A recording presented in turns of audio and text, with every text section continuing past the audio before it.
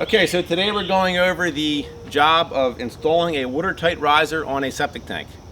So what we do, we have to obviously dig up the main access. So we cover that in another lesson.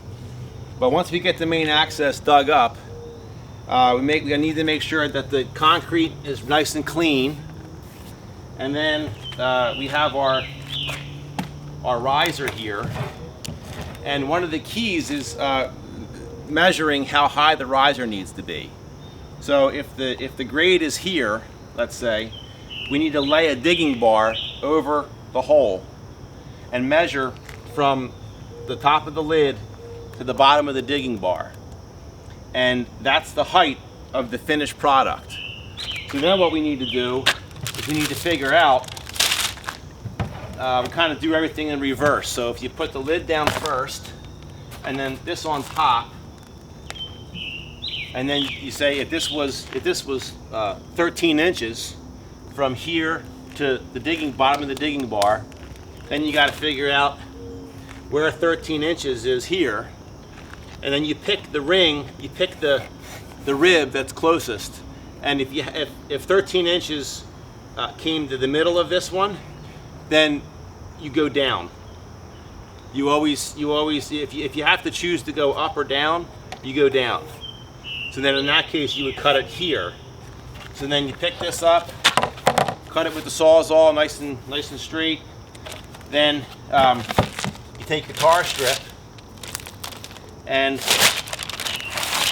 I always just start on the inside with the wrapper out.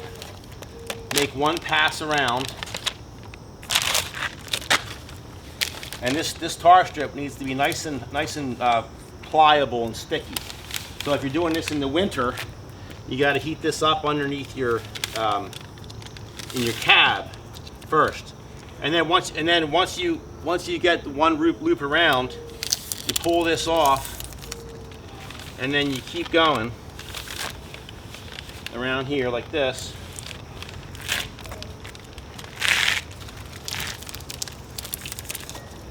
And then get this all around here.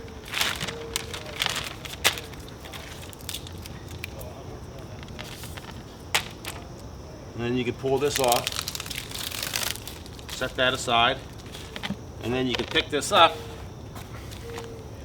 and then you position it nice, take your time, make sure it's nice and centered, and then you drop it down, push it down so that it seats, and then you get your lid.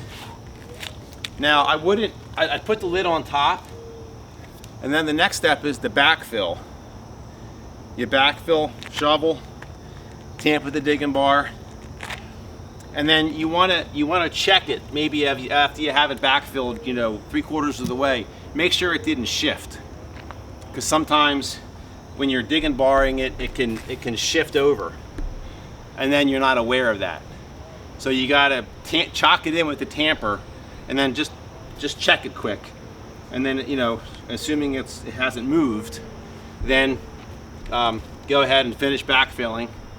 And then when you're all done, of course, you can take the stainless steel screws and your drill, make sure the gasket on the bottom of the lid is seated on this rib right here. And that's why it's important to cut this. It takes a little practice, but you got to get good with cutting. So this is like a nice consistent level rib sticking up here, because that way the gasket will seat on there much better. That takes a little bit of practice, but you want to try to do that. And then once you get it set up, then just use the screws, zip them down through, and you're done. Cut.